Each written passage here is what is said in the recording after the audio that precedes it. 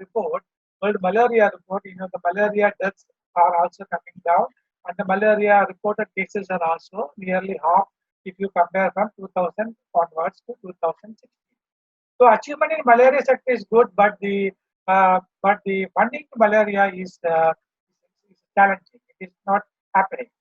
So the idea of organizing this webinar is I am one of the part of this global fund India working group, and we want that in future the malaria program should be fully funded. Whatever is written in the NSP, and 2022, after 2022 also they have another extension of from 2022 to 24 for the next round of malaria funding. But if you see that also, quite adequate money is needed to eliminate malaria by 2030. If you want to eliminate malaria by 2030, you have to you should not have any new cases after 2027, because these 3 years is the lock-in period. No malaria positive cases should not be reported. Then only World Health Organization will certify India as a malaria-free country. So in 2016, if you see, there are something like 31 countries already eliminated malaria, and 21 countries are on the pipeline to eliminate malaria, and we are one among them. But doing business as usual is not going to help. We need to think out of box. We need to come together. We need to advocate for the fully funded malaria program. Otherwise, it seems quite challenging for us to eliminate malaria by 2027. So in this regard, I'm not a very malaria expert also, but we have two malaria experts today, Dr. Kaushik Sarkar. Kaushik Sarkar used to work with the National Vector-Borne Disease Control Program, consultant monitoring and evaluation, and he's a medical doctor. He's MD in community medicine, and he got more than a decade's experience in malaria program and evidence-based malaria surveillance, etc.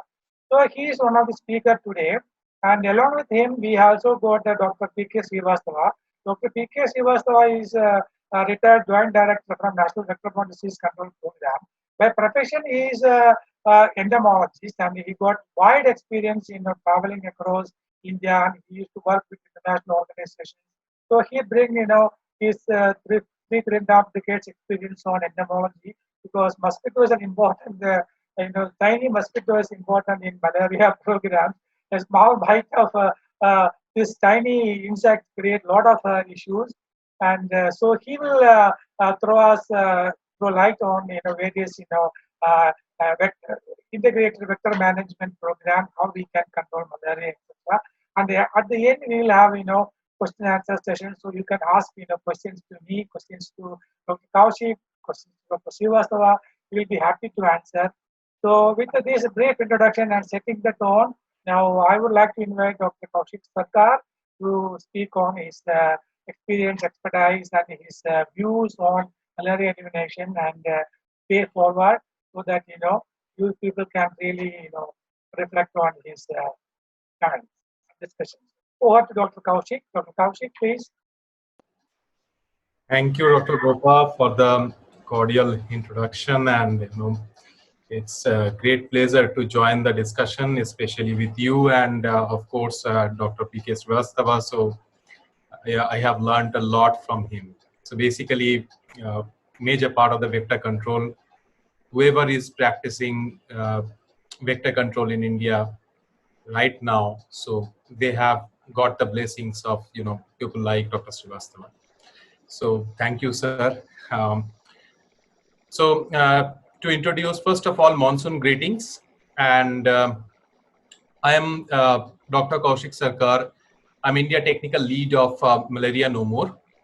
So before I start, discussing about the malaria problem as well as India's health budget, just a very brief introduction about Malaria No More also.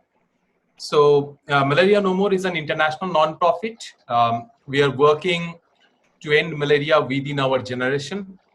And since its inception in 2006 at the White House event that launched the US President's Malaria Initiative, we are working globally to increase political commitment, funding, and innovations, and all for to end malaria.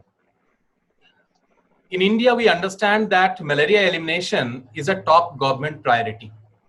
So when I say it's a top government priority, I'm saying that from the perspective that our Honorable Prime Minister has already pledged to end malaria by 2030.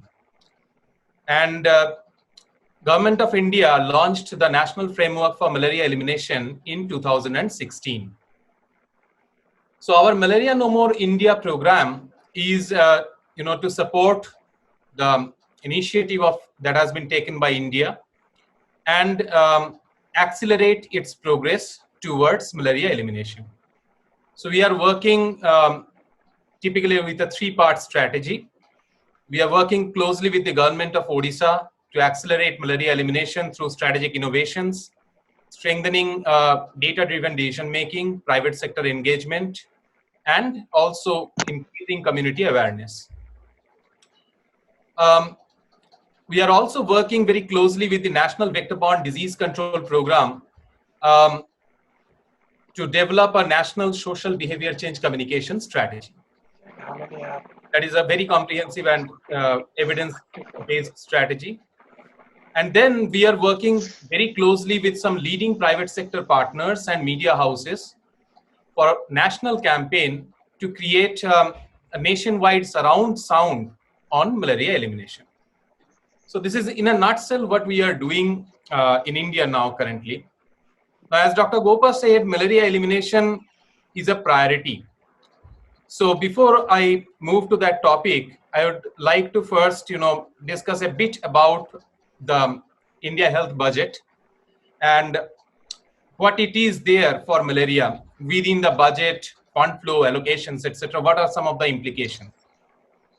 So first of all, if you look at the health allocation approach of India right from the 1950s or so. So in the 1950s and 60s, it was a very epidemic-based focused approach was there. So the kind of reactive approach towards diseases. And then for the next 2 decades, India government focused on minimum needs program and then basic minimum services program. And in 1990s, we have seen that in the 8th plan and 9th plan, there were basic minimum services focus. And finally, there was a huge shift when this National Health Mission was launched, National Rural Health Mission. So in 2004, 2005, so there was a promise from the government for the first time that, the health spending will be increased to 2 to 3% of the GDP by 2012, which was not, which could not be realized at that point of time. But of course, government launched this National Rural Health Mission that changed the entire funding and the structure of India's program from verticality to horizontality. So previously, the fund program of India was those are vertical disease program, top-down approaches. Now it's horizontal. National Health Mission is an umbrella program that funds all the all different national programs. So more than 15 different disease control programs. Not only disease control, there are other programs as well that are funded under this. Now, if we think of the fund flow perspective, so more recently, there has been some gross changes within the current government. So for example, there has been a lot of change since this new government has come in place. So there was a focus on financial autonomy in terms, and request everyone, so all are muted, please don't unmute yourself. So we are talking about the fund flow, and in the fund flow perspective, the 14th Finance Commission, so they said that there is a greater devolution of central government taxes to states. So that essentially means that health as a state subject, so that now health, the states have got greater power to implement their health programs or the government health programs. Now this of course has the risk that the states with the poorest health indicators, they may perform or they may even spend lesser. But that of course has the higher economy part. The second thing is the transfer modality. So change in transfer modality. So after the vertically funded program were reformed to horizontal structurization under the umbrella of National Health Mission. So there was also a new reform that came in place, where the government said that even after when National Health Mission came in place, there was this mechanism that the funds will go to the state health societies, and then the state health societies will fund different programs. Now, government, to improve the transparency and the fund flow, they have brought in the state treasuries in between, which now are operationalizing the fund flows, are playing the part of intermediaries, which are timely and supervised fund flows are happening under the current National Health Mission. So in the overall health allocation approach and fund flow approach, if we look at the malaria program, so it was at the beginning, of course, a very vertical program.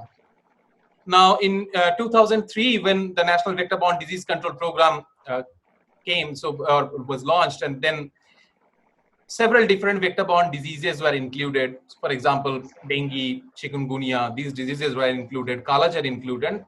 There are other diseases as well. So, for all the diseases, now the program is being funded together. They're being driven together, governed together. Another important component is the mechanism of delivery of the program that happened at the grassroots level. So the ASHAs, the accredited social health activists, who are the frontline health workers at the village level in India under the National Health Mission. These are the incentive-based workers, the ladies of the local villages. So they were given the responsibility to conduct, testing, treatment for malaria, as well as to provide awareness to the people in the community. And then the next paradigm shift happened when the focus shifted from control to elimination. The previous focus of the program was on control. Now it's an elimination approach where we have to focus on eliminating. That means zeroing each and every case, of stopping every transmission of malaria across the country. Now, coming to the national health policy, so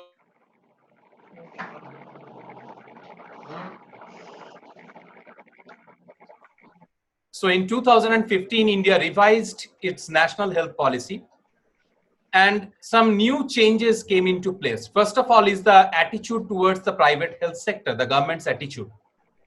So the government focused on reducing the catastrophic health expenditures because of spending of the people in the private sector. So government also came up with certain regulations. They strengthened the regulations part in the private sector. And government also provided certain reliefs to the private sector. So for example, depreciation in medical equipments, and that that is now greater. Custom duty exemptions, they are more for the private sector. So these are an enabling approach so that the private sector can support, and at the same time also ensuring that there are regulations in place that can prevent any kind of community distress or catastrophic health expenditure because of undue expenses or expenditures from the private sector. Now, since in 2014, because of certain fiscal deficits, health budget was affected. Although it was increased, health budgets like budgets in National AIDS Control Program, that were slashed. Now, there were a lot of debates around that, how then these programs will be fully funded, how these programs will function. And then gradually, Government of India increased the overall health budget. It moved from, in 2018, somewhere around 55,000 crore. Now we stand at more than 60,000 crores, 65,000, 67,000 crores we are standing right now. And National Health Mission has got marginal increases in its budget. Along with that, National AIDS Control Program, so its allocation was increased substantially. Allocations were made for Ayushman Bharat, so to boost, accessibility towards the healthcare, and also at the premium institutions to improve, the quality of care. The autonomous bodies and the premium institutions are also strengthened. So these are in the most recent 3-4 years. These are the focus areas that have taken place. Now, while this is in place, there are larger implications in terms of malaria as well. So malaria budget has definitely increased in the last 3 years. Malaria budget has gone up from some 300 to 500 crore to 900 crore, then to 1200 crore, and then the effect is also visible. India has made very significant progress globally. So the reported cases in India has come down from 1.1 million to some 300,000, 330,000 cases only in 3 years period, 2016 to 2019. So that's a huge progress in terms of what malaria situation has been through the past 2 decades and what India has made in the last 3 years, and what the global situation is. We are at the crossroads globally where malaria incidence is not going down. So that's a tremendous progress, and that has been possible because the progress made at different states. So for example, the states like Odisha, Jharkhand, Madhya Pradesh, Chhattisgarh, the northeastern states, there have been huge progress in terms of reducing malaria. And in states like Uttar Pradesh, malaria has of course increased, but we have to remember that the increase is because of improved surveillance. The strengthening is happening along with the upsurges. So these are the kind of implications that focus or elevation of the budget brings forward when the political commitment as well as funding increases for a disease. Now, infrastructurally also, if you see India's health infrastructure, of course, the number of sub-centers, the PHCs, primary healthcare facilities, their numbers have not changed much. Slight increase has happened since 2005 and now. But in terms of quality or the infrastructural quality, it has improved a lot. So from about 40%, right now, 75% of the sub-centers are in government owned facilities, and they're providing quality care at the grassroots level. And you all might have heard about the health and wellness centers that are in place, which are also being rolled out for quality care. In terms of workforce, there have been huge increase. So in the 15-year period, India's ANMs, the midwives and the nursing staffs, they have increased by 75%. Doctors, their numbers have increased by 47%. Now, what is the implication of this for malaria? Now, if you look at the workforce and the structure, how malaria program is delivered, so ANMs and lady health visitors who are there at the primary care level, they primarily focus on maternal and child health programs. The disease control programs were to be delivered, this was conceptualized by the government that this is to be delivered by health worker maids. Now, what happened is, while government of India is still funding, ANMs, LHBs, now the health worker male cadres, they were to be funded by the state governments. And many of these posts are lying vacant. There is a huge vacancy lying out there. And more importantly, as you know, we have moved forward from verticality. It's not a vertical program now. No program is a vertical program now.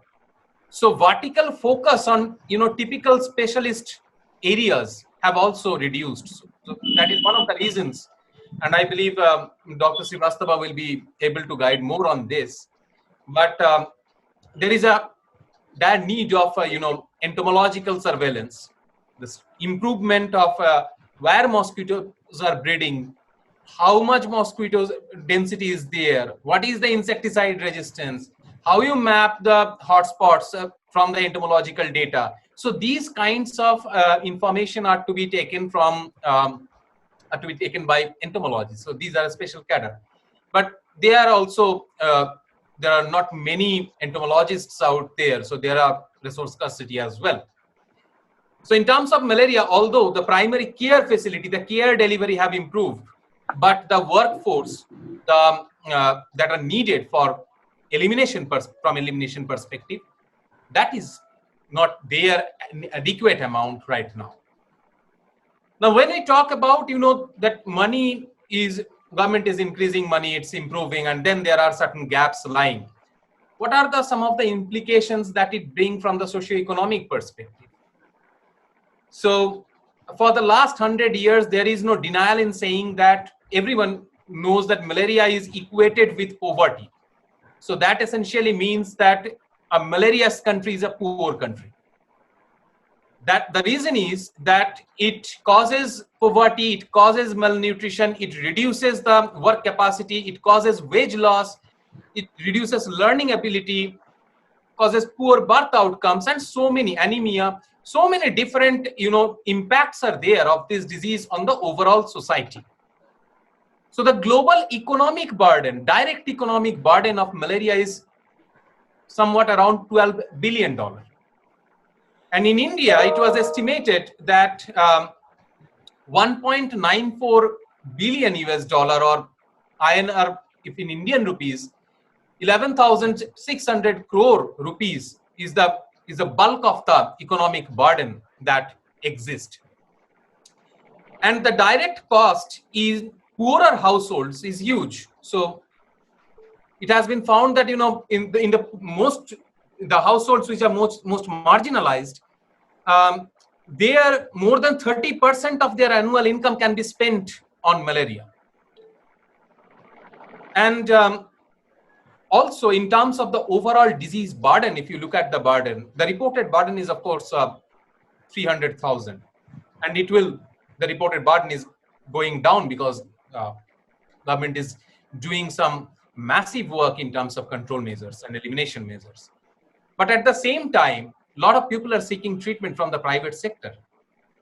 So some time back, Malaria No More and World, we worked together to conduct an investment case study and found that millions of doses of anti-malarials are used, and WHO also reports that the burden can be much higher than what is recorded. The simple reason being that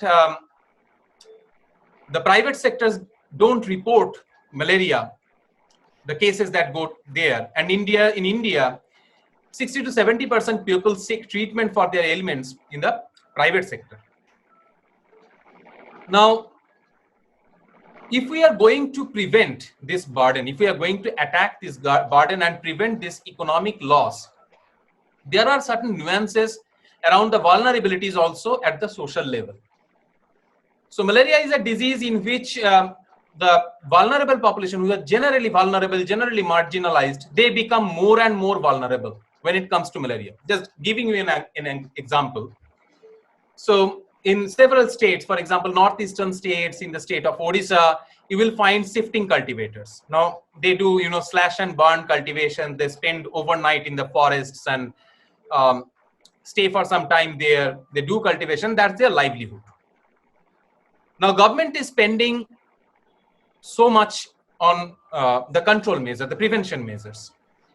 So long-lasting insecticidal net, bed net that is treated with insecticide, the fibers have impregnated insecticides within it.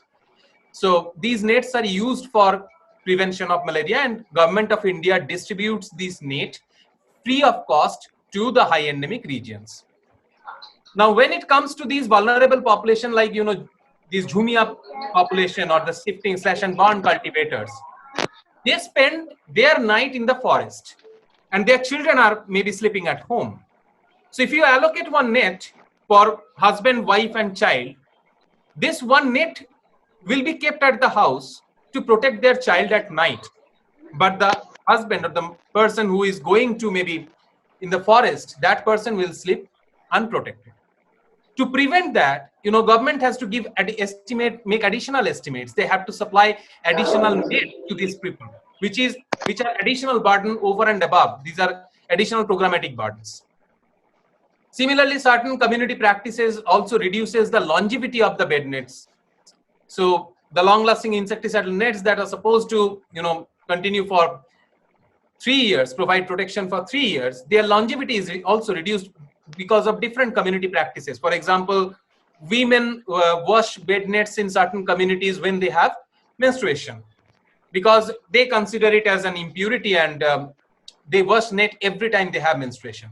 So 12 times in a year, 24 times in 2 years. And these nets can often tolerate, wash for 20 times. So that means the 3 years life cycle goes down to only 2 years period. So these also incur additional costs in prevention. In the treatment aspect also, when we focus on the treatment aspect, the focus area is in 3 cardinal points up there. One is you need to get tested and treated within 24 hours of onset of fever. You need to take appropriate medicines. You need to take complete course of treatment. But India's treatment seeking is typically determined by 2 P's, proximity and preference.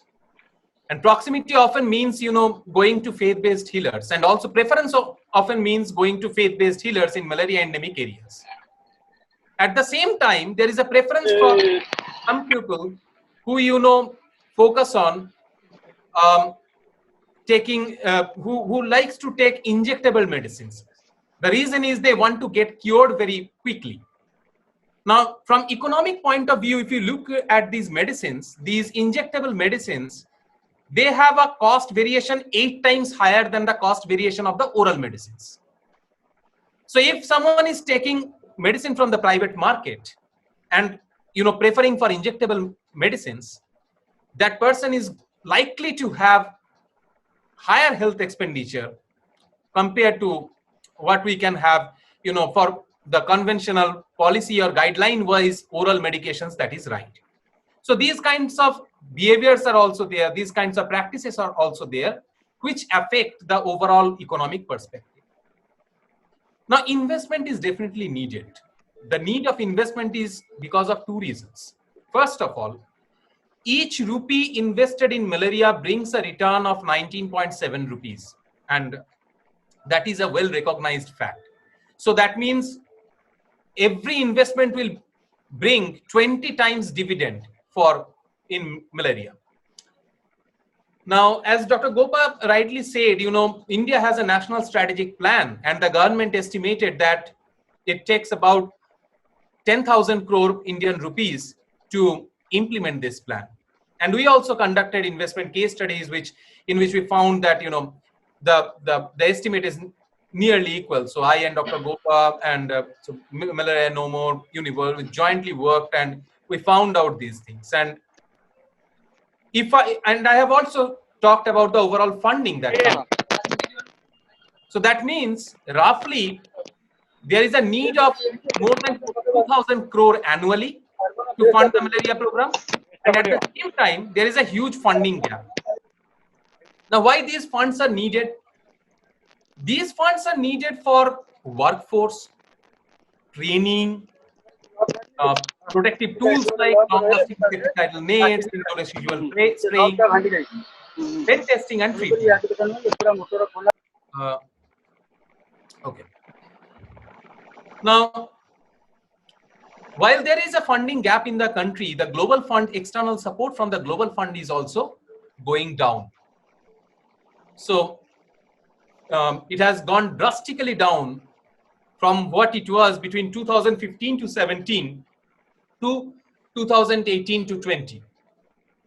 And the simple reason is Global Fund is focusing on, moving towards a sustainability, resilient and sustainability model, where they want the country's domestic funding to support its national programs. Now, definitely Government of India is working on that part, and they have also increased the health budget and also malaria budget. But that is still inadequate to completely fund India's national malaria program or the national malaria elimination campaign.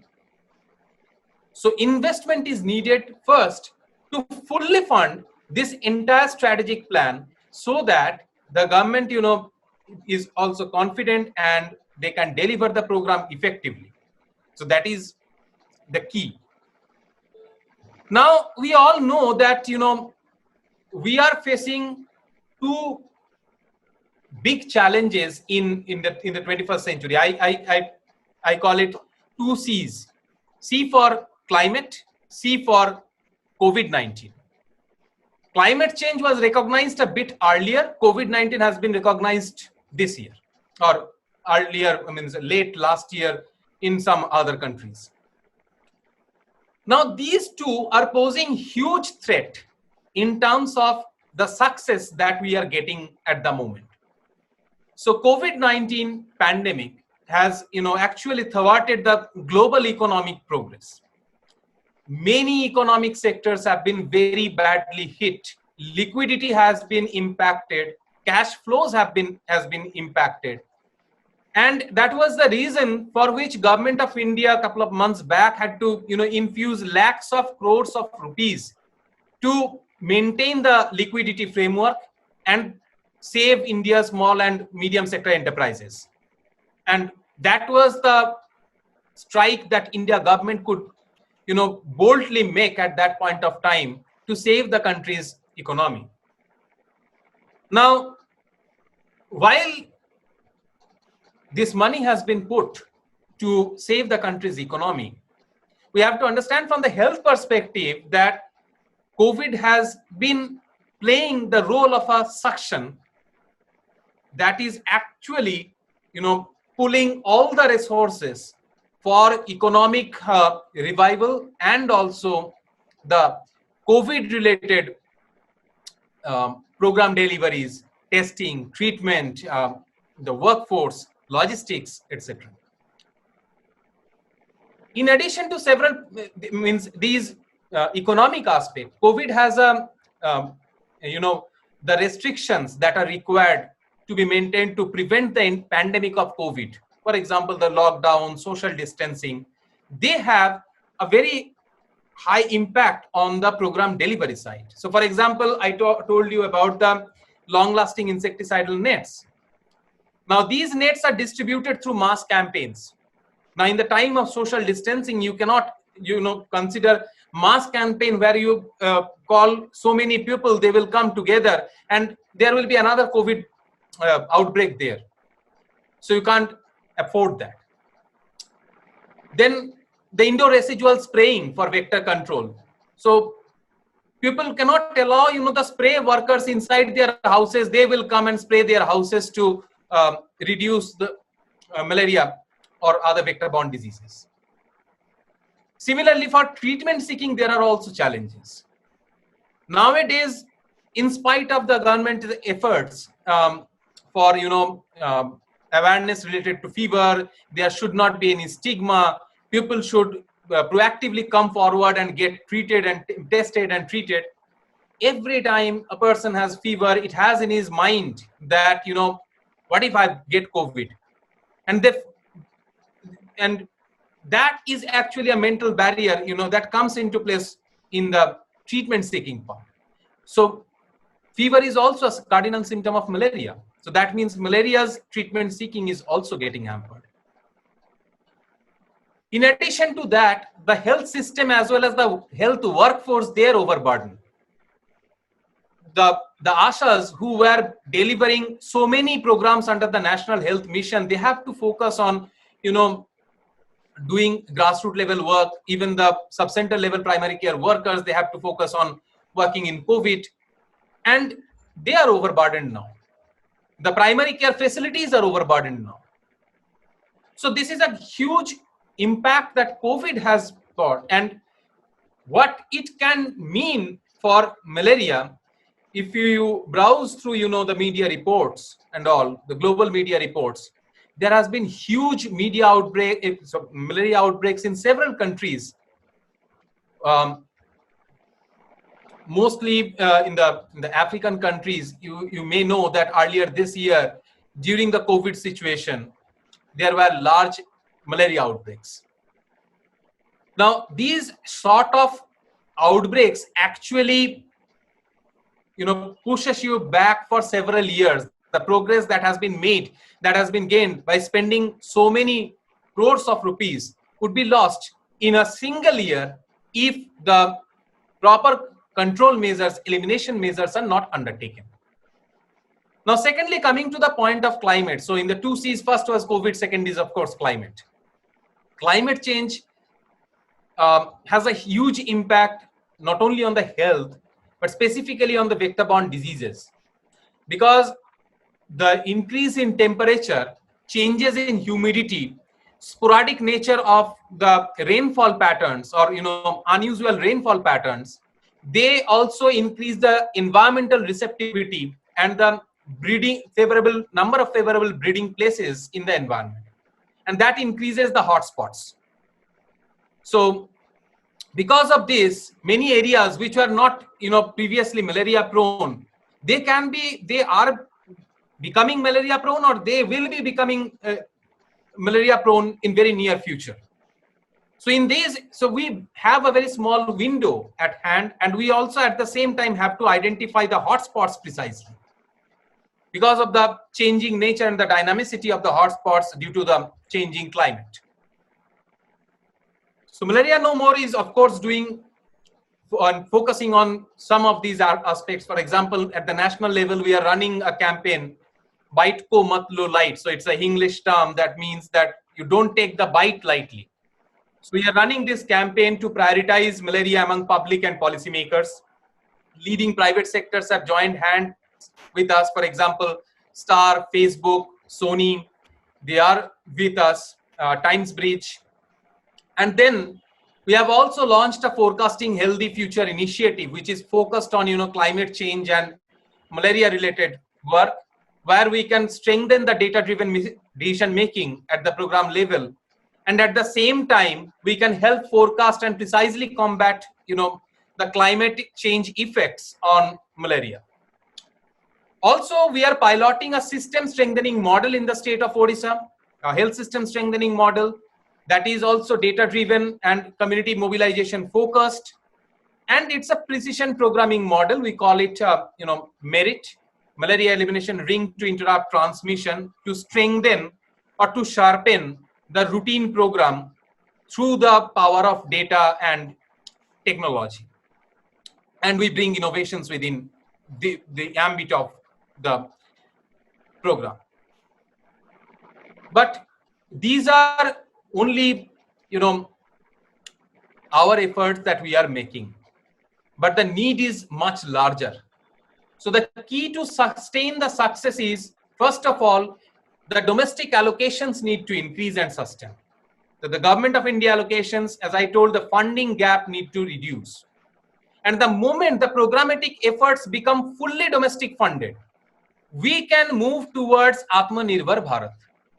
So basically, Atmanirbhar Bharat will be the enabler for Malaria Mukt Bharat. India's economy is such strong and the political will is there to drive the program, and India can actually eliminate malaria with its own resources. Having said that, we are facing the challenge of COVID-19, and Global Fund has already supported in intensification of the control measures in the past, which has helped India to gain certain success. Now, there are two factors to be considered. One is elimination is costlier than control. The more we move towards a disease elimination, one single case, the programmatic investment would be more. So for example, if I'm spending 100 rupees for 100 cases now, tomorrow I will have to spend 100 rupees for one case. So that essentially means the investment need will increase 100 times while using these matrices. At the same time, COVID-19 has also created unprecedented economic crisis. The government is doing or trying its best to support its economy, its health during this period. But intensification for other specific disease control program is very difficult at this point of time. So that is why what is actually needed is that, government provides the sustained funding, global funds support, if that is increased at least for some years. By that time, the government will be able to revive fully the economy. Maybe the economic growth will be, higher than it used to be in the past few years. And at the same time, the program budget can be put at that level where you can meet the cost of eliminations. And lastly, the role of the private sectors. So the private sector, in 2014, government came up with a policy named as Corporate Social Responsibility Policy. Now, this is now a rule in India under Section 135 of the Companies Act. And companies having net worth of 500 crore or more, net profit of 5 crore or more in a financial year, and net turnover of 1000 crore or more, they need to invest 2% of their average net profit of the last 3 financial years as part of their corporate social responsibility. And such initiatives can actually, such resources can actually strengthen India's, efforts towards malaria elimination. The reason is not only that there will be additional money that will be injected within the system. There will be high-class technologies and innovative technologies that would be brought in, which can be game-changing. So, say for example, there are a lot of focus on artificial intelligence and machine learning these days. Now, these types of technologies help you forecast precisely the disease occurrence, identify the disease hotspots, and strengthen the surveillance. You have GIS technologies, mappings, and Government of India is already focusing on the integrated health information platform and all. So of course that will happen, but till that happens, there need to be focus on how you identify the geographic focus areas, because malaria is a local and focal disease. So there needs to be very, very precise targeted approach if you want to attack that disease, and that requires resources. And when we talk about the government resources, it cannot focus on a very minuscule area of it. The strategies can be stratified, but the interventions are large scale, broad scale. So basically the private sector has to come forward, focus on these areas, provide their technologies, provide their resources also to elevate the power of the fight, or the overall vibrance of the fight, so that India can eliminate malaria. And as I said, the key is, of course, Atmanirbhar Bharat will end malaria in India. To become Atmanirbhar, government has to fund the program fully. Public has to be aware on treatment seeking and prevention perspective. So they need to seek treatment, early treatment within 24 hours. They need to adopt proper prevention measures, and at the same time, the external funding from the private sectors and the donor funding, they also need to be boosted, and they also need to be diverted to malaria program to strengthen the efforts, accelerate India's progress. So thank you. And with this, Dr. Gopa, over to you, and thanks for this opportunity. Thank you, Dr. Kaushik. Thank you, Dr. Kaushik, for an excellent, analysis of the malaria situation in India. As Dr. Kaushik said, malaria investment requirement, forecasting is a very tricky task, because we don't know the number of, malaria incidents exactly.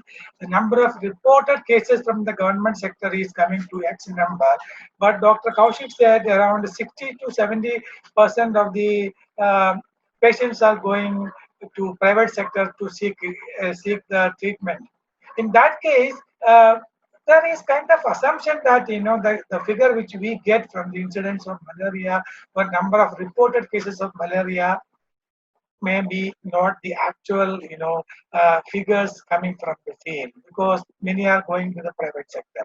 So that is one aspect of it. So how do you find out the kind of rough estimate of malaria incident for malaria cases? So we made an attempt to do some indirect analysis using the malaria anti-malaria drug sales data.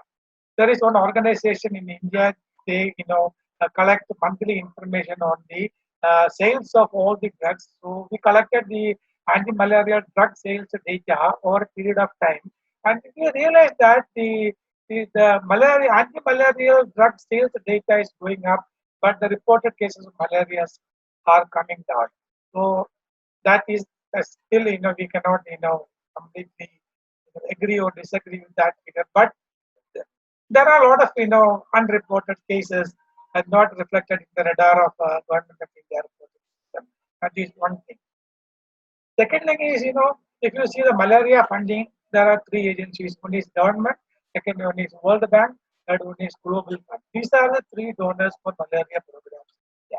So World Bank started reducing malarial funding quite long back, and then now slowly Global Fund is also reducing. And last round and this round, malaria got very lowest funding from Global Fund. And at the same time, if you see the National Strategic Plan from 2017 to 22, they forecasted certain requirement, but that requirement is also not funded by government of India. That's a huge gap. So basically, what we are saying is that we need a fully funded program for malaria so that malaria can be eliminated. Now, our next speaker is Dr. Srivastava. He will talk much more about the entomology and vector management. This malaria mosquito, female Anopheles mosquito, only bites during night. That is, from dusk to dawn.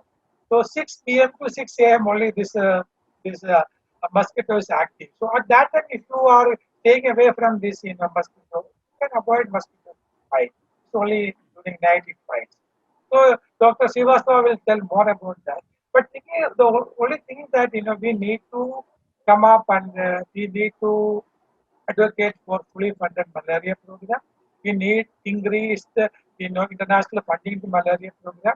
Otherwise, what is going to happen is we eliminated malaria in 1966. Dr. Srivastava very well know. But we almost we were very close to elimination of malaria in the year 1960. But we came back. So we have to be very careful in approaching the malaria elimination. One good thing is that Dr. Kaushik also, mentioned that we are moving from malaria control to malaria elimination. That is a very positive development and positive steps. I think I'm sure we can achieve that. With that, I invite Dr. P.K. Srivastava to enlighten us with the main culprit of malaria vector, the mosquito, the female Anopheles mosquito, how we can address that, because now this vector is little bit of becoming uh, sensitive, and now we have a mosquito elimination mission coming up, and in a few days when we celebrated the World Mosquito Day. So Dr. Srivastava will highlight more on that. Over to Dr. Srivastava, please. Thank you, Dr. Gopa, and I am really thankful for this opportunity you have given to me. Can you unlock the sharing the screen? Because IVM is a little complicated subject. I'll try to be very, very soft because it says that the host has disabled the participant screen sharing.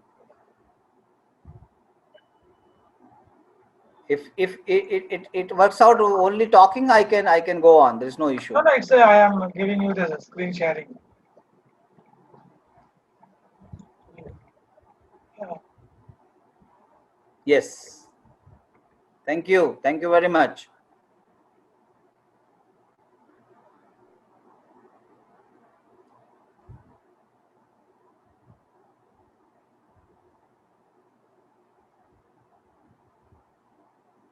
Is it okay?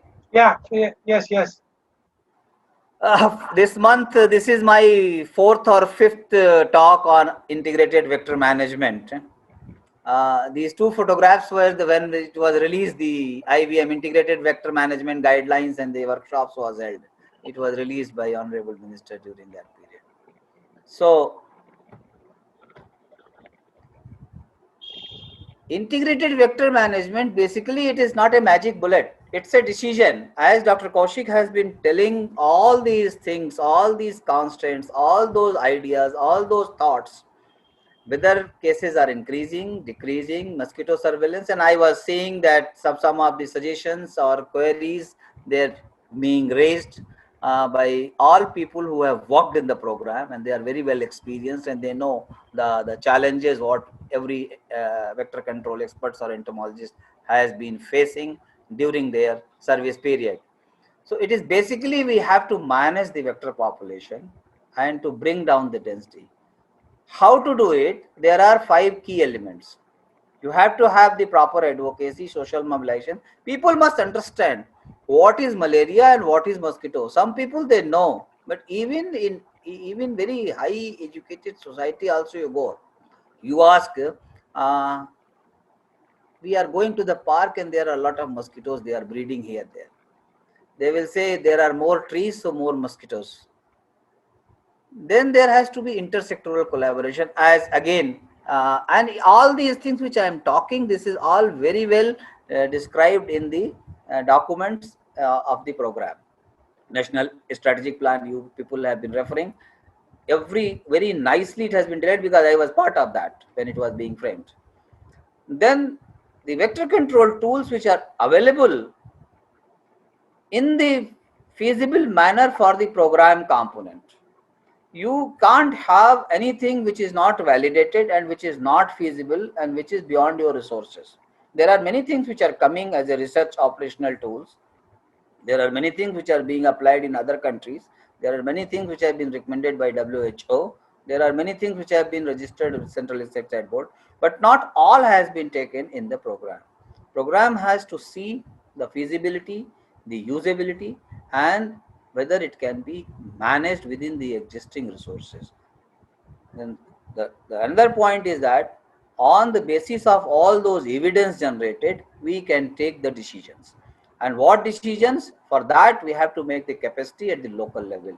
Otherwise, again, it will be top-down approach, which was used to be in the vertical program. Even in now horizontalization, what we are doing at the district level and state level. Yes, there is some kind of decision-making strategy.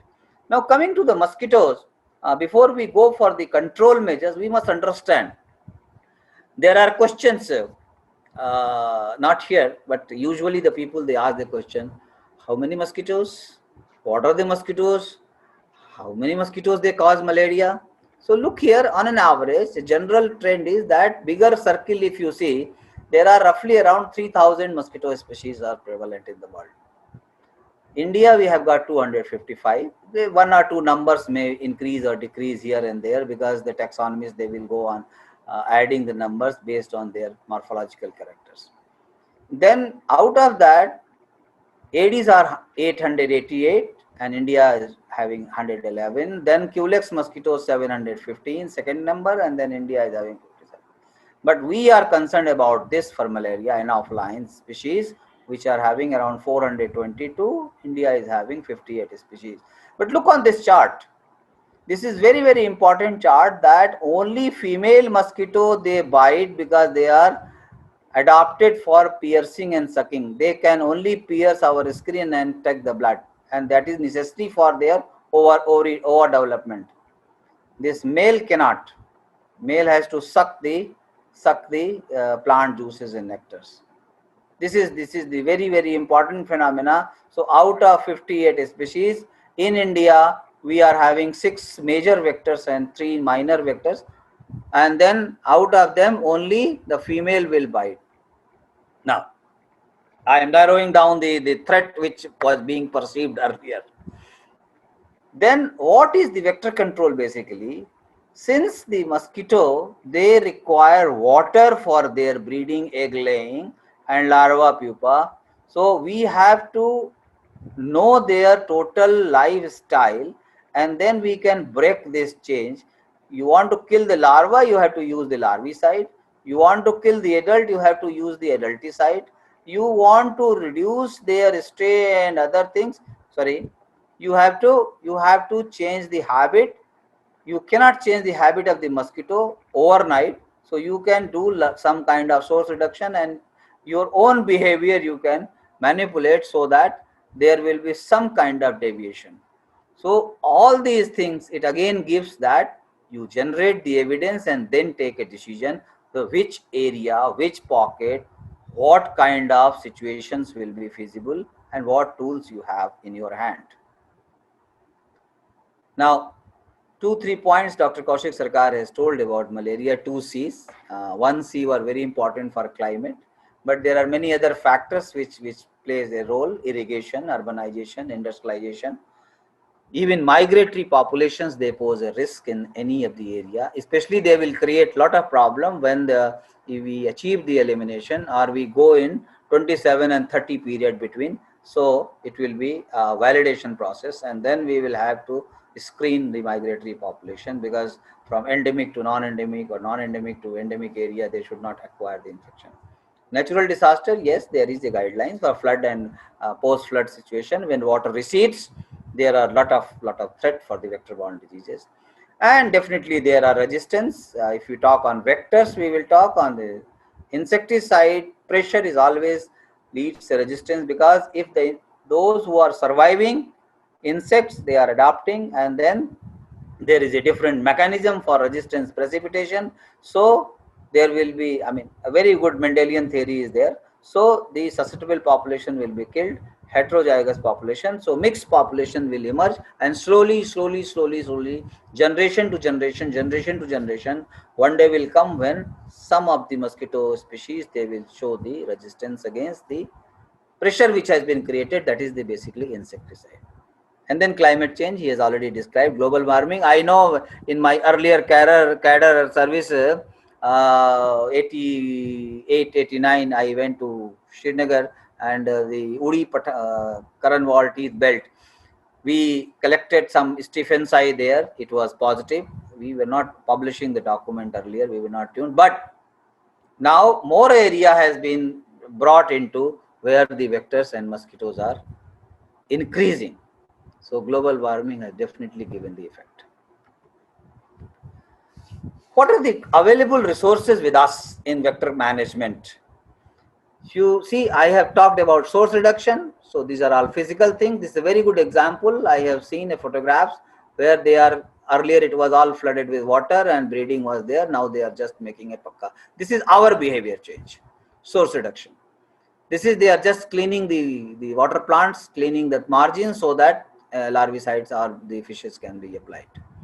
These are the canal being built, and during the construction time, it breeds lot of breeding is there. So how to clean it? So these are the. Then we have got for the larva, we have got larviciding. One is the fish we use, or the chemical larvicide we use. In the chemical, we have got 2-3 different compounds, and even juvenile hormones now mimic has come. If you want to kill the adults, you have to see ped nets, yes, on the priority now. Long-lasting insecticide nets, and earlier we were using the insecticide-treated nets. Still, some of the area main dependence on the indoor residual spray, and then if there is an outbreak or epidemic, we have to kill all the mosquitoes at the those who have density is more, or the epidemiologically dangerous agent mosquitoes. Those who are having older mosquito, they must be killed, so that they will. In the next slide, it is there why it is very important. So to kill all the mosquitoes at the swarming time, or in the, we do fogging for immediate knockdown, and then for the long-term measures, we use cover the totally epidemiological transmission potent period in that area, so that the spray takes care of. Why we are doing on the walls, and what is the advantage of using the LLIN? I'll take a couple of minutes and then I'll come back to that. To do all these things, or the recipient must accept our services. There is a need of capacity building, whether it is at a local self-help group, or by the program people, or by the individual, or by the society, or by the NGOs, or by the foundations, or by the donor agencies. Whosoever can support. Capacity building is inbuilt component, but it should be spread out by all. Then there has to be advocacy, that look here, we are going to do all these kinds of approaches, and please do that. Please see that water is cleaned, and the containers are cleaned, and the water is put, and every day it is cleaned. Or you are using the nets, you don't sleep outside. This is where actually I was giving this kind of, I have seen personally this kind of talks were being given in deep jungle of Jharkhand. Then All these things you have to do, but you have to be very cautious about the environmental code of practices. Environmental code of practices is very, very important. And I have just given one example of personal protective equipment for the sprayer. Nowadays, everybody is very well acquainted with this term PPE. So these are all basically components which are used under integrated vector management. But which one will be used, how it will be used, where it will be used, everything, the proper guidelines are there. People have to be repeatedly trained, sensitized, and advocated for use that. Now, mostly the people, they ask, when you are doing LLIN, why are you doing IRS? When you are doing IRS, why are you doing LLIN? Now look here, I'm not showing this for the patchy spray, but what I'm trying to show it that if the spray is there on the walls, then the mosquito will sit and immediately it will not be killed because the dose is not that fatal. The dose is that mosquito takes the blood, it comes and sits on the wall to take rest till little digested and becomes lighter to fly out. Then repeated contacts, because mosquito has to survive for 8 to 10 days to allow the malaria parasite to grow in the mosquito's body, to come up to the infection level, infective stage. So if mosquito is not surviving 8 to 10 days, the purpose is served. The disease transmission will be interrupted. That is the basic principle, that if mosquito is coming alternate day taking blood and sitting and they picking this insecticide from the wall, it gets killed. It doesn't allow to survive mosquito for 8 to 10 days. Whereas in case of Lelelion, there are two more benefits. One, that it protects from the mosquito bite first. The second one is it also gets killed like this.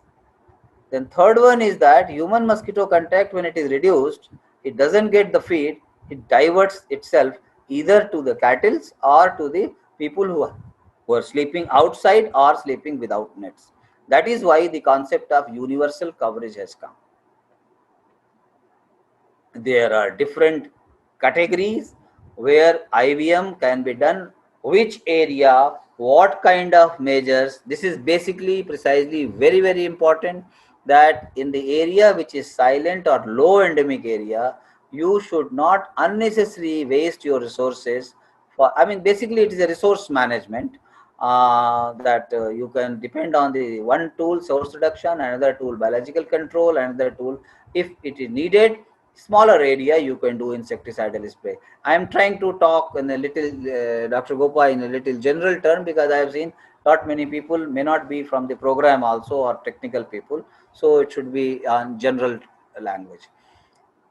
Little more going to the second category, there you can use larviciding, you can use other measures, but in the third category, all the resources are to be in place so that you cannot take risk that the cases should not go and increase and the transmission should be interrupted as early as possible.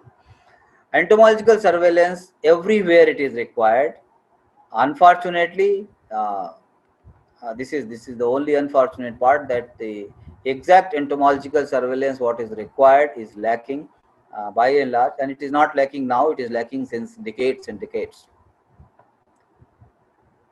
Then we have got to do all these things, we have got good strength. It is not that we are not having anything. We have got good strength, we have got infrastructure at state level, we have got at zonal level, we have got at central level, we have got regional level, we have got WHO collaborating centers to guide, to do some operational research.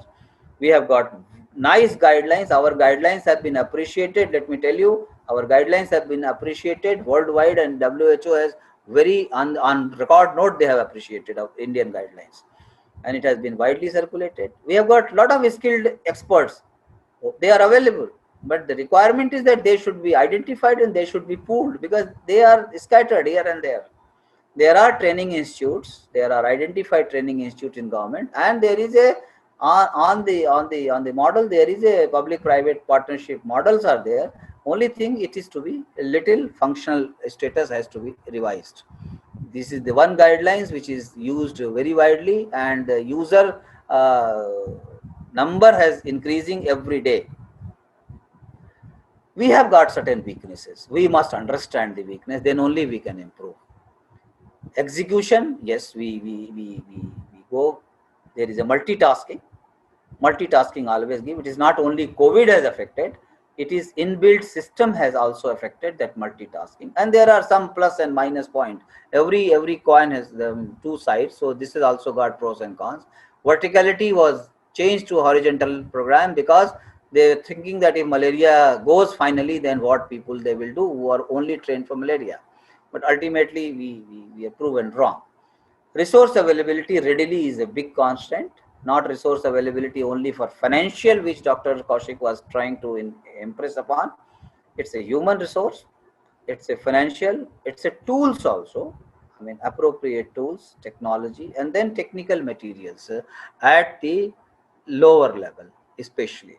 Then the planning skill at the bottom level is lacking. That is our weakness. We have to improve on that. Then coordinating mechanism. These are why these are weaknesses, because earlier the program has been running as a rule of thumb. Whatever has, every time they look on the national guidelines. It is not only in vector-borne disease. It is, if you remember recently in COVID also, that many of the states they were talking that what is the central guidelines, we are following that. So everybody looks on the central. It is an inbuilt character we have developed. And then the basic weakness is what is actually real status of vector control people. Is there any status in the program? Or they are simply called by the designation? Wherever they are required, they can be used. So there has to be a status, proper status has to be given to them. We have got opportunities also. I just did a SWOT analysis that we have got opportunity. We have got different guidelines for different diseases. We can integrate that, and then we can use both so that we can have collaborative effects, not only for malaria exclusively, but we can get from dengue, chikungunya, we can have from LF. So all these things will have a good opportunity. That is why, let me tell you one thing, that NVBDCP was a new, not new directorate. NVBDCP was only a renamed. Dengue, dengue and LF, filariasis and Kala-Azar was earlier also we were handling long back. But to increase the funding, we given a different name for synchronization purposes. And that is what synchronization I am trying to show it here. There are threats because of challenges and gaps, that the vacuum which is being created, this is a very, very huge gap, very huge gap, and this has created a very gap. I will not quote very specific example here, but definitely there is a big vacuum is going to come. It is time to revival, otherwise, and revival needs lot of time. Even one post creation, it takes 3-4 years. Then there is a institutional memories, we are losing institutional memories. We recently on 20th of August, we felicitated our mentors, Dr. N.L. Kalra and Krishna Rao sir. And then what we heard from them, that unless you understand epidemiology, you cannot be a true entomologist. So you cannot work in silos. You have to work. That is why when we joined, we were told that you are malariologist. You are not entomologist. You are neither epidemiologist nor entomologist. You are basically a malariologist.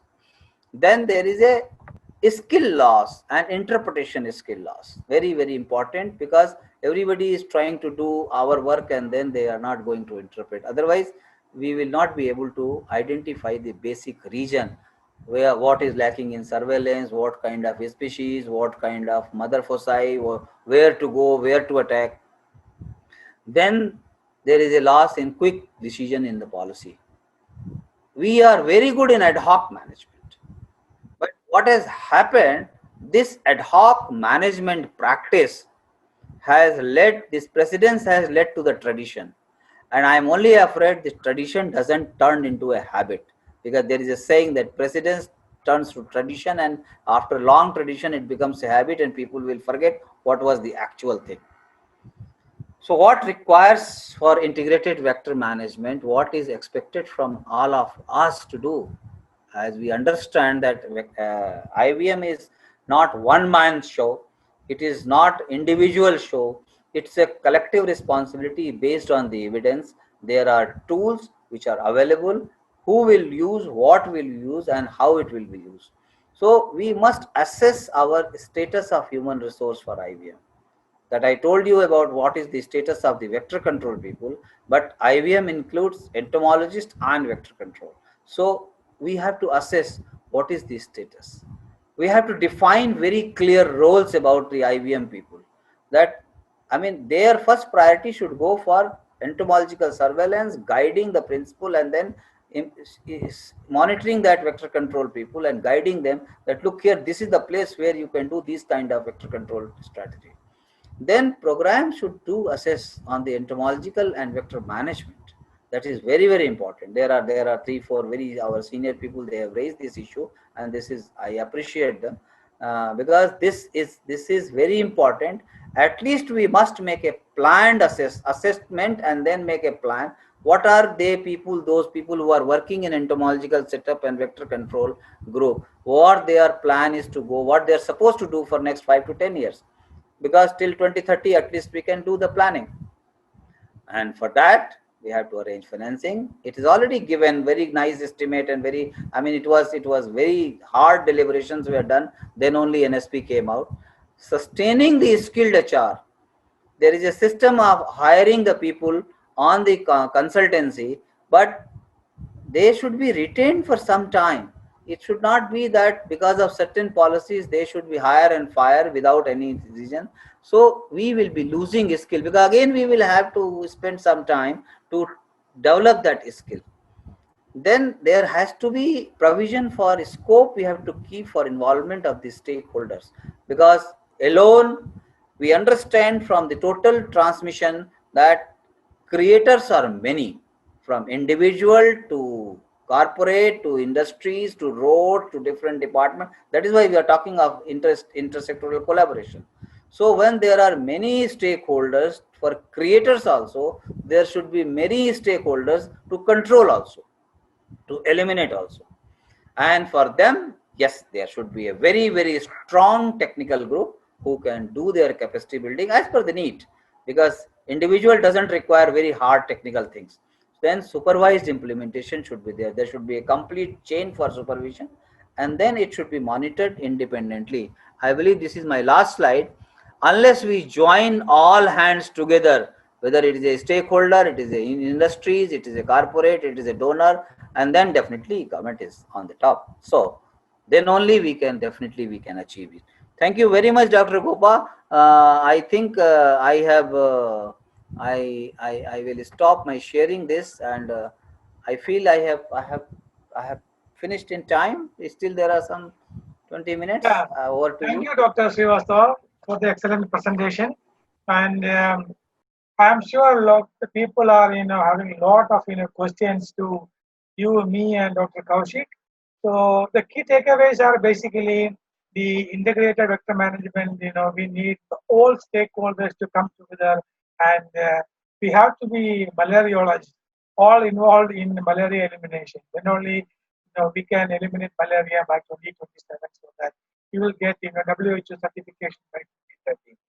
Considering the skills we have technologically and otherwise, program management, etc., I really don't think for India malaria elimination by 2030 is it can be easily achievable unless we put our efforts together. So one hand you missed out in your hand holding last slide is the community. So the major problem which I face in most of the program is that community is not involved. So community involvement is the most crucial part in coming days, and we need to involve the community, whether the malaria survivor or the local community or whatever you say. But we need to have active involvement of community in malaria elimination program, and then that will make our road to elimination much more easier.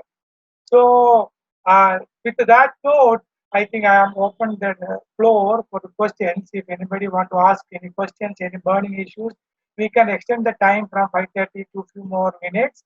So, any burning or shaking questions on malaria elimination, malaria programs, integrated vector management, please go on asking. Introduce yourself, and you can ask the speakers will directly answer one by one. Thank you so much.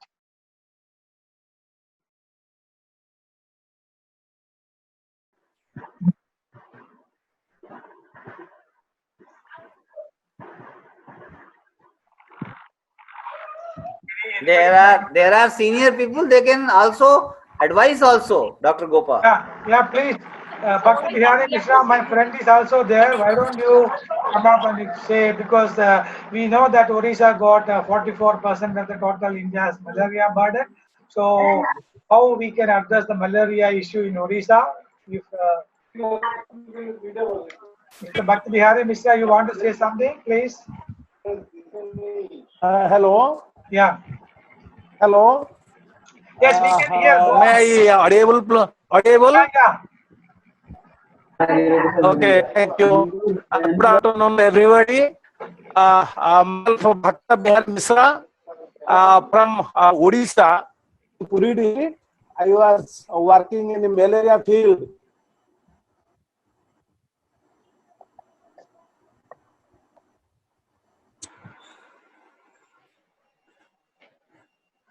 Yeah, we can hear you. Can you be?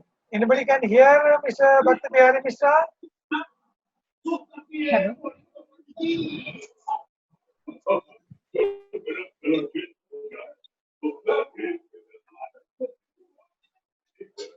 Please go ahead.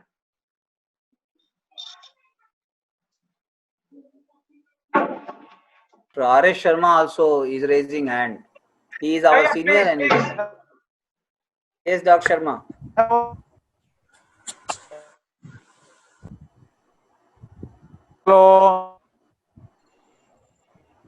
Due to internet failing.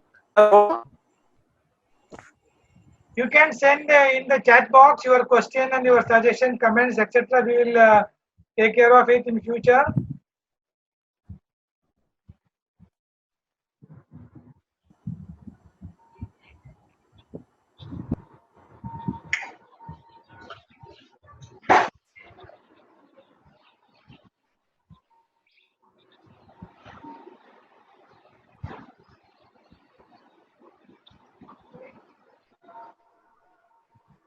Hello. Hello. Hello.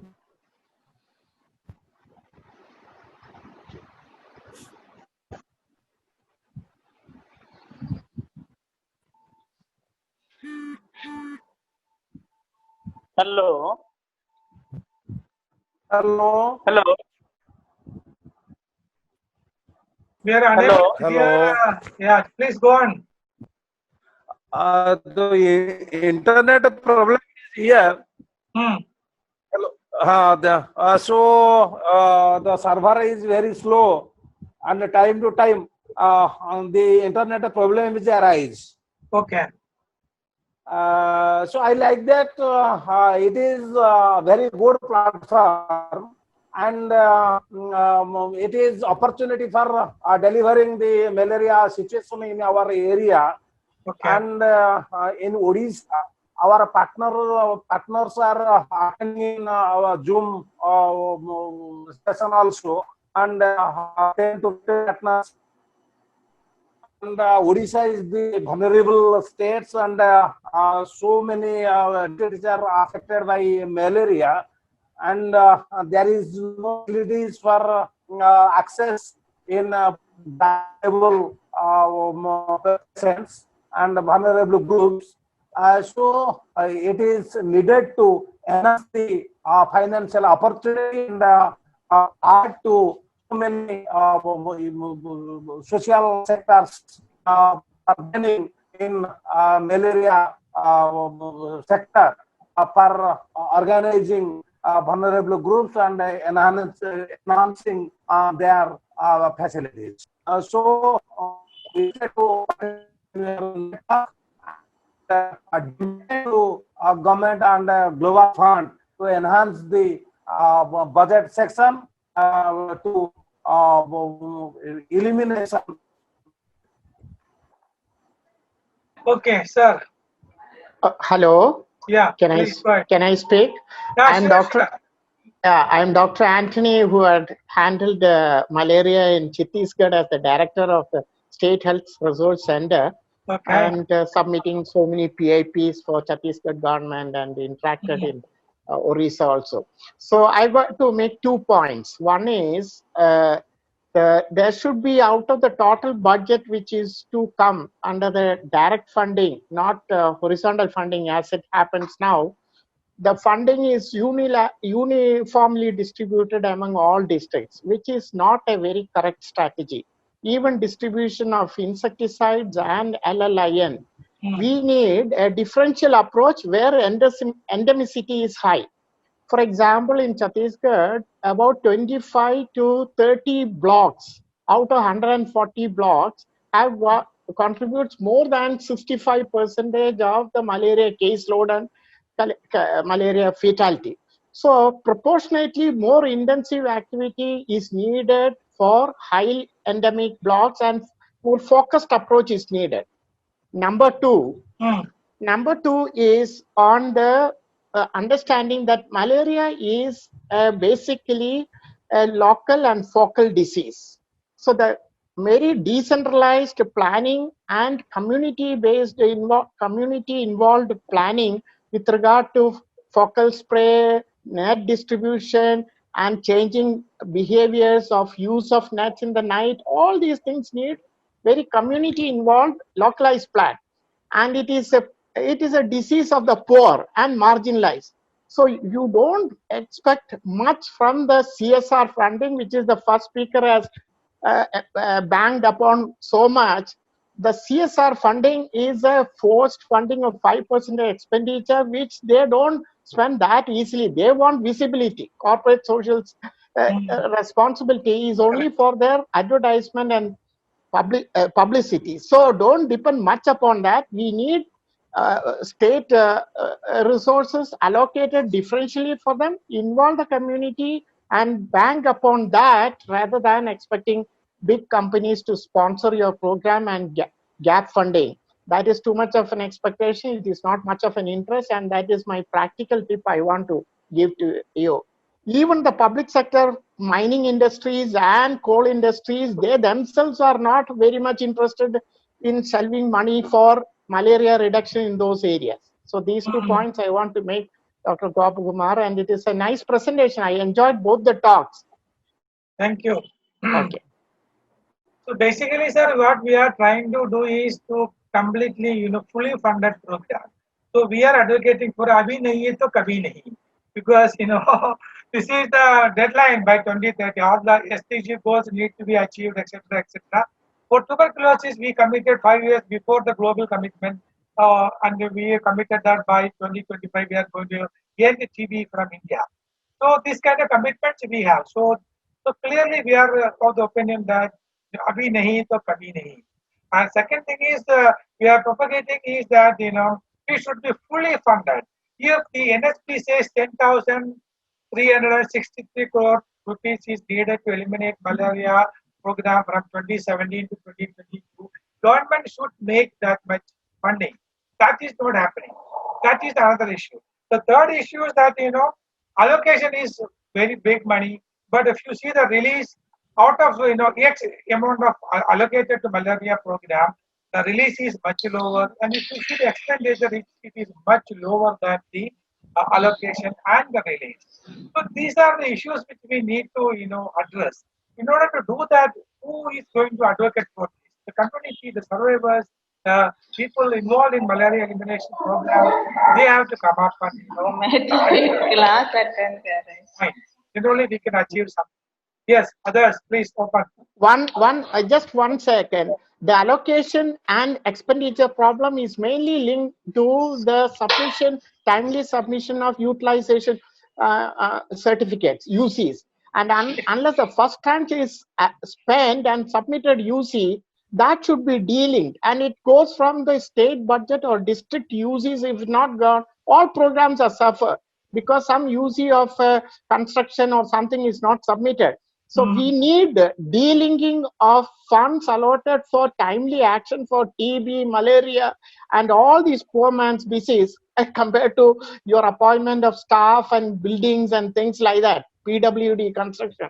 So as a policy decision, we must whatever is allotted for spray, net distribution and all, timely it should be released.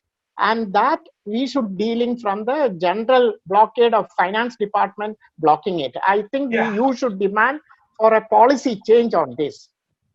I know all these aspects, sir, because I did a lot of research on this. State blaming center, center blaming state. It's a blame game going on, but we need to do something to eliminate malaria. That's it. At the end of the day. Yeah. Okay. Thank you, Dr. Anyone else?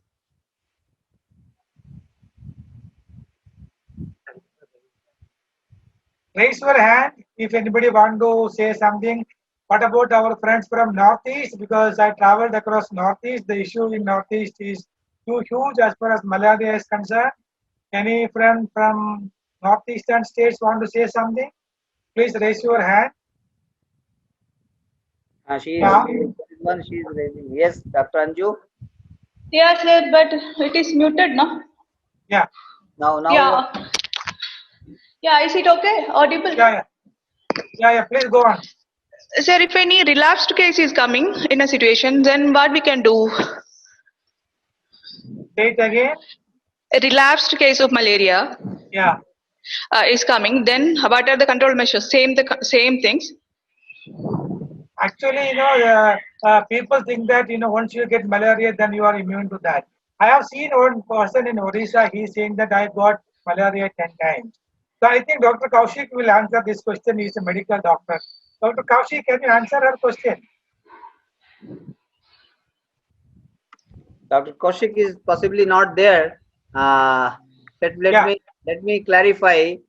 Having worked in the program since 1981, relapse cases. First thing is that how do you clear-cut define that this is a relapse case? Number one.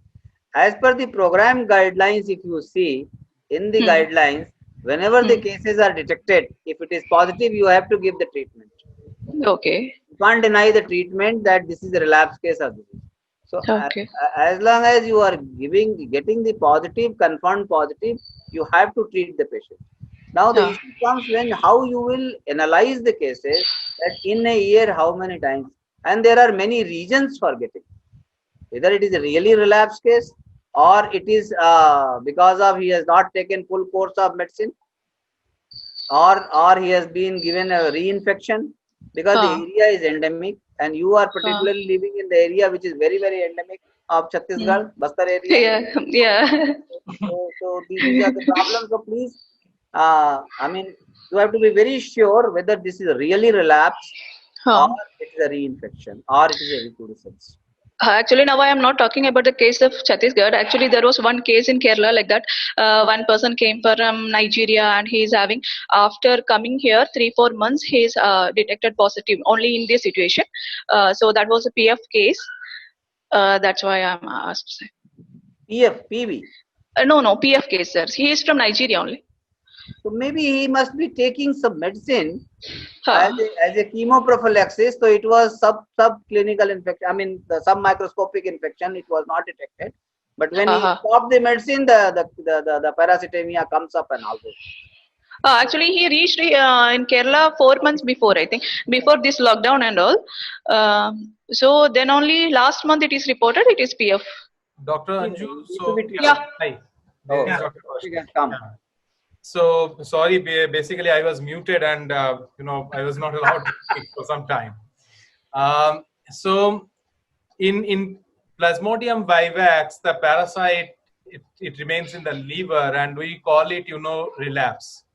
Now when we talk about Plasmodium falciparum, the recrudescence is more common. So there is a slight medical difference between relapse and recrudescence. Okay. And as Dr. Srivastava said that it can be a relapse or a reinfection. It can be a recrudescence and reinfection basically. Okay. Now, two things can be there. First of all, if the person has not completed the treatment, so there is a 3-day treatment for artesunate combination therapy. Yeah. Now, globally, it has been studied that even after 1.5 days course of treatment, the person becomes febrile. And in that Yeah. case, the person may miss the next dose or maybe the rest of the course of the treatment. Okay. So in that case, the person may have the relapse of the disease because the symptom had gone, but the disease was still, the infections of parasites in the blood was still there. Okay. So that is an incomplete treatment. Okay. Then at some point of time, the parasite remains in certain stages within the body itself. So that requires treatment again. Okay. And in very few cases, of course, there is no drug resistance that has been registered in the country. Apart from the northeastern area, there were some sporadic reports of some metabolic resistance with due to the drugs, and also that are, I won't say the clinical resistance are there, or very few cases, so that are not overt, that are come through the therapeutic efficacy studies. But in Kerala, when you are talking about, if there are cases around, so it may be that the person has come from Nigeria. Yeah. That person may have drug-resistant malaria also, because resistance is also there. Secondly, the person has come from malaria endemic areas, so if we don't know his travel history, means how many days back the person came here, and then which areas he traveled through. And so that detailed history is basically needed to actually justify the case. But whatever is the case in this country, the norm is that you have to complete the treatment, and the guideline is there are government guidelines for 3 different diseases. And in case you have severe malaria, you need injectables and then full course of the oral medicines. That's the norm. Yeah. Okay. Okay. Thank you, sir. Thank you so much. I would also like to respond to another question, sir, regarding the CSR and all. So what I was saying, just to clarify, that there are basically 4 areas of funding. First is the government funding. So as I had said, that Atmanirbhar Bharat means that government has to fund fully its own program. Now, in the program itself, there are certain technological areas that central government cannot fund or cannot bring, or there are different, red knots or barriers, because that needs testing and a lot of aspects that you were there in the program, directing the program, so you know better than me on that part. So it becomes easier for the private sector, to test, pilot these innovations, bring these tools. So that is the second part. Third part is the bilateral funding. So bilateral funding is especially, so I'm just giving you the example. So the long-lasting insecticidal nets, as you are in Chhattisgarh, you would also be knowing that government has funded the long-lasting insecticidal nets in Chhattisgarh. So they have distributed. So these nets are not available in private market. These are government of India supplied nets. And a major part of that is also funded by the Global Fund. So it was not before, Global Fund pushed for these nets, the prevention measures. So use at scale of these nets never came in place. Some time back, UNICEF and then a few agencies put sporadic support to use these nets in states like Odisha. In states like West Bengal, they were also used, but the primary measure was ITN. Now, when you need to bring these kind of innovations, the non-government, either donor, private sector, they need to make the initiative to bring the innovations, because government cannot just go on and test an innovation at scale. Government's program is for use at scale level. So at scale, we can't go for innovation without evaluating it at small areas. So for those innovations and research and development purposes, as well as some newer tools and technologies, we need the private sector as well as the donor fundings. But for the program funding, yes, it needs to be fully funded by the domestic funding. And as I have said, that the effect is clearly visible to everyone. So India government has increased the funding substantially. India's malaria cases have gone down drastically. Basically, this is among the only, apart from Uganda, this is the only high burden country across the world that has shown some improvement in the last World Malaria Report.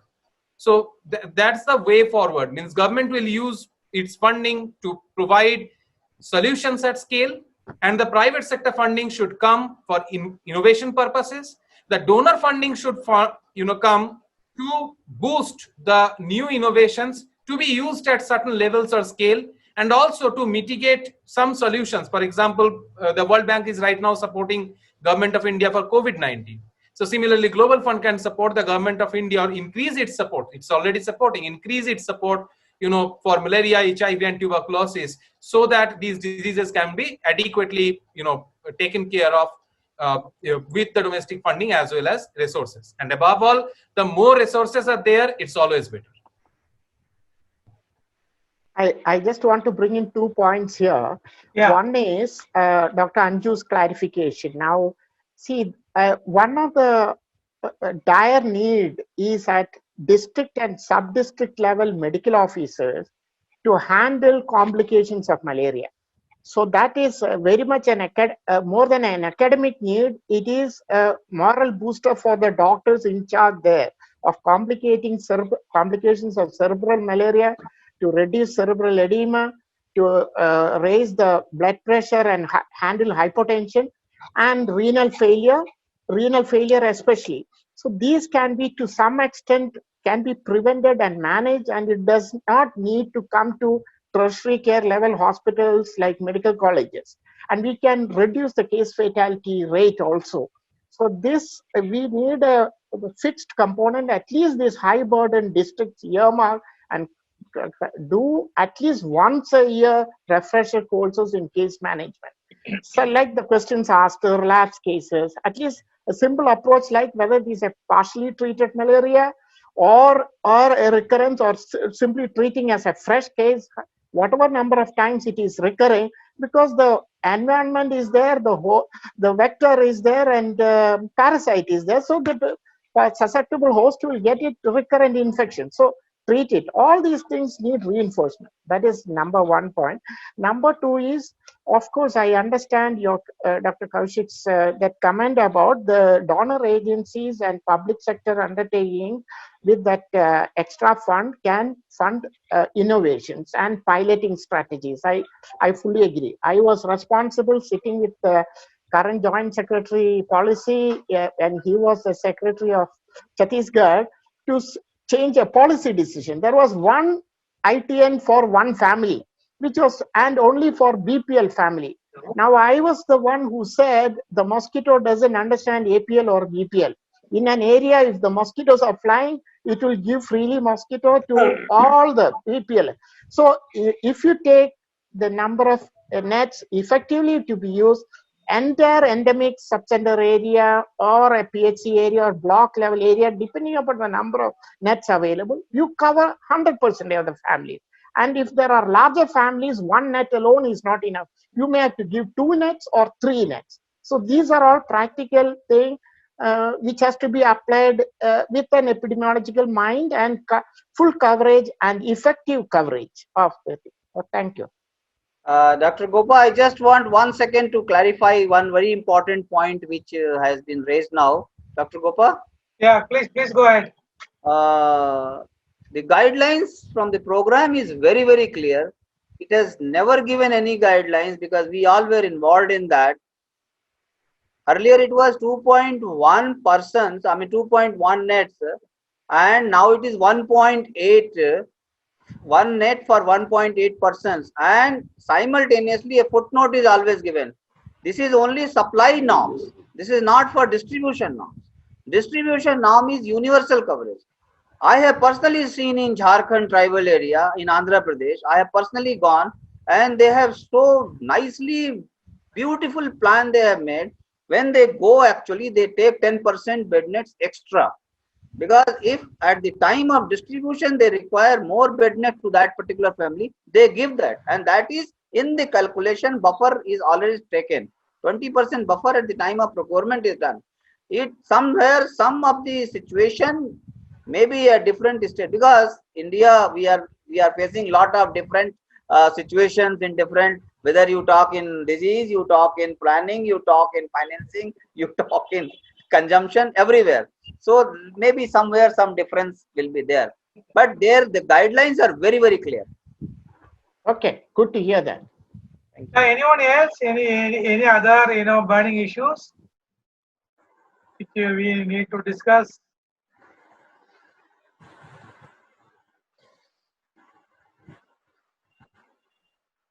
I want to hear from somebody from Northeast. What is the situation over there? Hello. Yeah. Please go ahead. Hello. Yeah. Myself Santosh Das from Odisha. Okay. I would like to share my views on behalf of OSIN, a state level network of NGOs working on community health issues like malaria, TB, HIV/AIDS, like things.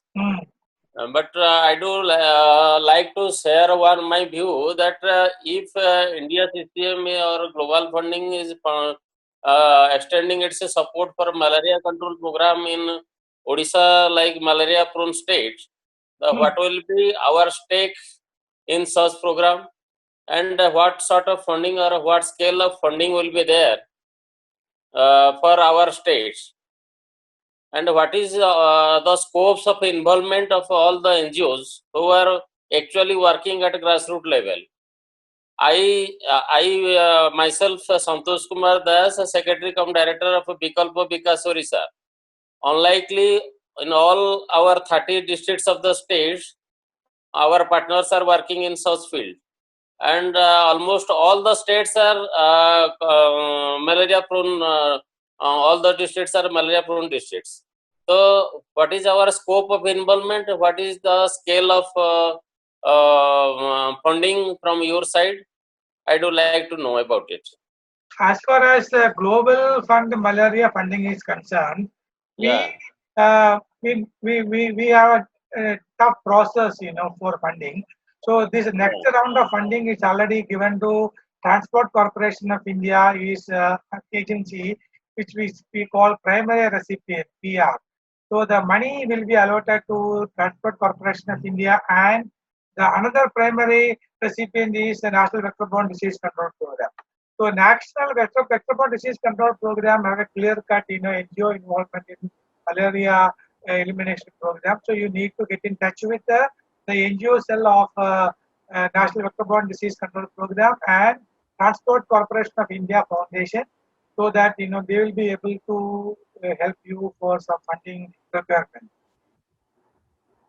Any other question? State, Dr. Gopal. They have to come to the state because health is a state subject. Any NGOs or any public-private partnership, there is a model. They must come through the state only. Yes. So I think Dr. Kaushik, you want to help them to channelize their requirement through what can they do to approach the state government, or Dr. Kaushik, you want to say something on that? Yes. So first of all, just I would like to clarify first that global fund funding, it's the funding for the government of India. So it's come for the program as a bilateral support. Now this funding is not for specific NGOs and all. If government identifies or if government thinks that they need in some areas NGO support, so that NGO support or CSO support will be considered by the government, and for that notices are floated, and government takes the decision based on a very consultative and very comprehensive, thorough process that who needs to be chosen, if that agency needs to be a sub-recipient, or even if the agency can be a principal recipient. That is also a very thorough process around that, and that is completely public. Now, beyond that, yes, there is a challenge. So when we did, community rights and gender barrier assessment through Global Fund Malaria Matchbox Toolkit involving the NGOs in northeastern states, we also found this challenge that in India, the NGO, even if they want to work in, malaria and similar diseases, there is a fund crisis. Now, why the fund crisis is there? They cannot source the fund, first of all. Secondly, there is a dire need of capacity building also of the CSOs, whether they can meet the quality implementation criteria. Thirdly, they at times they don't know where to go or how to raise fund. So that is also one challenge. So NGO capacity building, that is basically a need to promote, community-based programs, and probably going for, and I know that a Global Fund also supports such kind of initiatives in other countries. They have these technical assistance and TA supports and all. So similar initiatives, if Global Fund can undertake, that's completely fine. And specifically for the state of Odisha, Malaria No More has, a multi-sectoral platform called Malaria Action Coalition. We have activated that platform.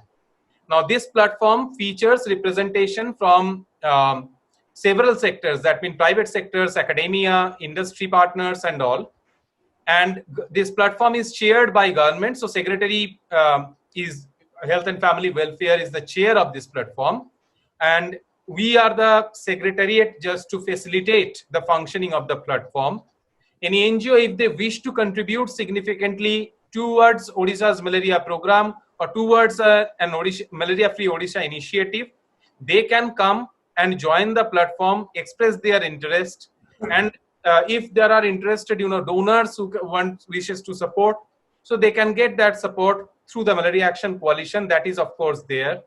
Dr. Srivastava has already told about, the support that they can go right away to the state, discuss with the state, identify the priorities of the state. Health is a state subject in India, and they can go there, they can reach out, and they can identify the program priorities, and they can engage meaningfully to support the program. But whatever happens, that need to happen in coherence with the government program. Means the priorities need to be set in coherence with the government program. It cannot be, certain kind of duplication. It cannot be certain kind of incoherent approach in doing certain work which the government guidelines are not aligned with. So that coherence needs to be maintained. So I believe that is what I could have, informed. Good, that's good.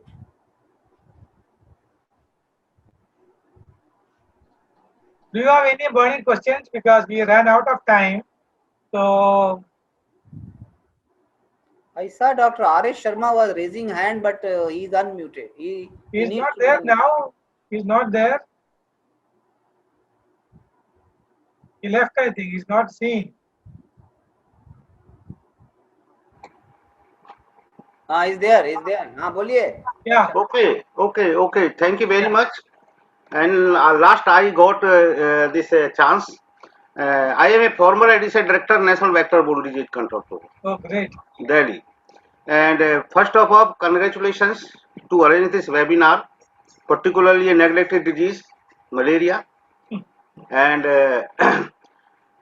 my two friends, excellent presentation by Dr. P.K. Srivastava and orally also by Dr. Kaushik Sarkar.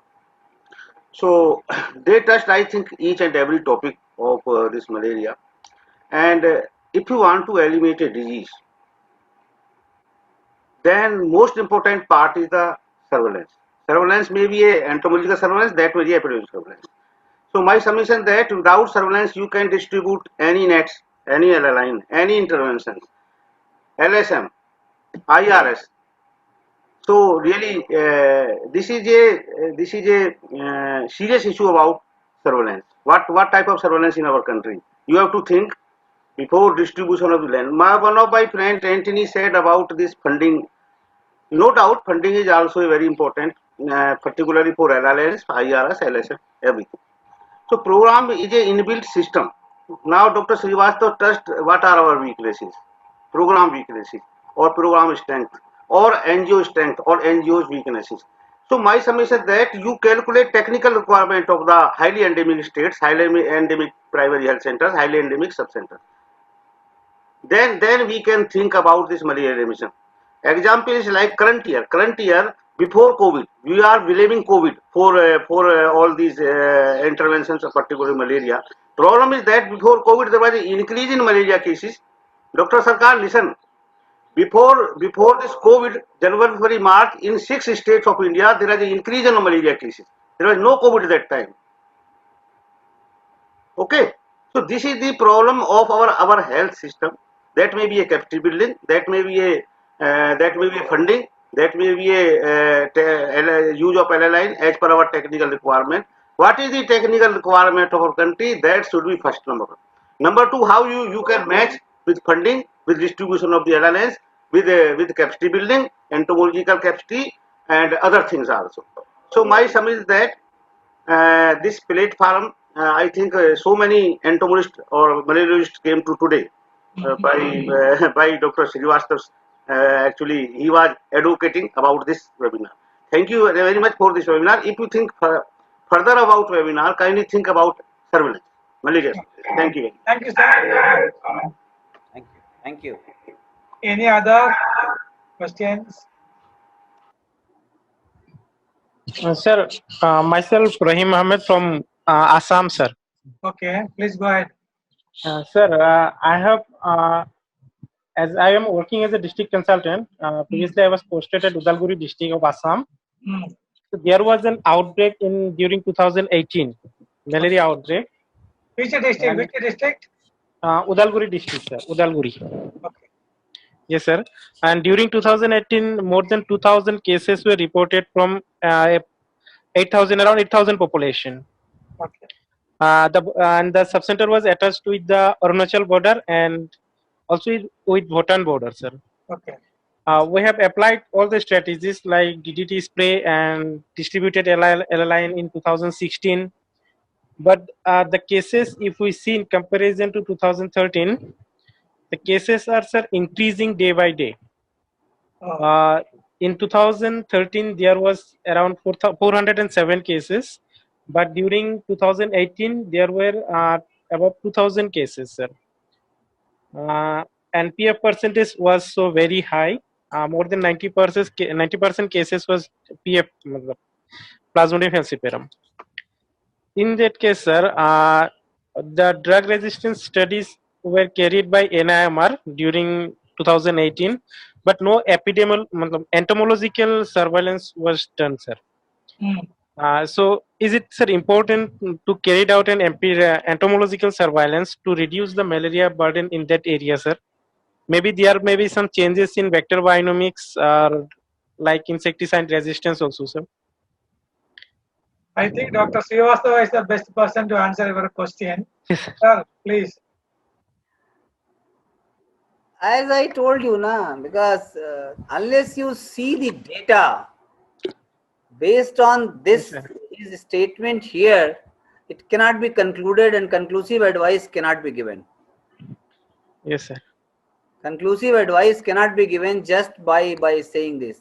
Unless you have to see the data analysis. Yes, because that particular case, I was little aware about that African case, what was about the relapse or recrudescence. But in Udalgiri district, which is surrounded one side by this and one by because there is a lot of fluctuation in that.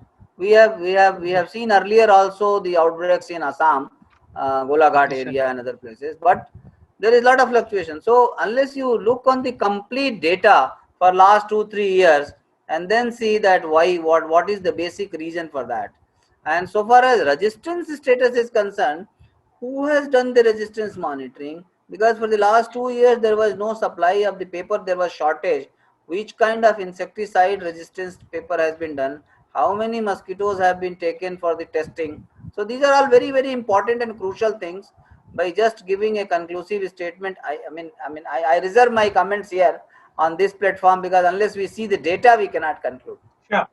Thanks a lot. I think we are running out of time. We spend more than 30 minutes beyond our time. Thank you so much for all the participants for their active involvement in the discussion. And tomorrow we are going to have a discussion webinar on COVID. If anyone of you are interested to participate in COVID, please do let me know. I can send you the link. Once again, thank you so much to Dr. Kaushik Sarkar and Dr. Srivastava. Thanks a lot, and thanks to all participants. And I'm sure we will again cross and we'll meet again to do something for the malaria elimination, because we have a huge task. Unless we come together in a common platform, I think malaria elimination seems very, very difficult. Thank you so much. Have a nice evening. Thank you so much. Bye, bye, bye, everybody.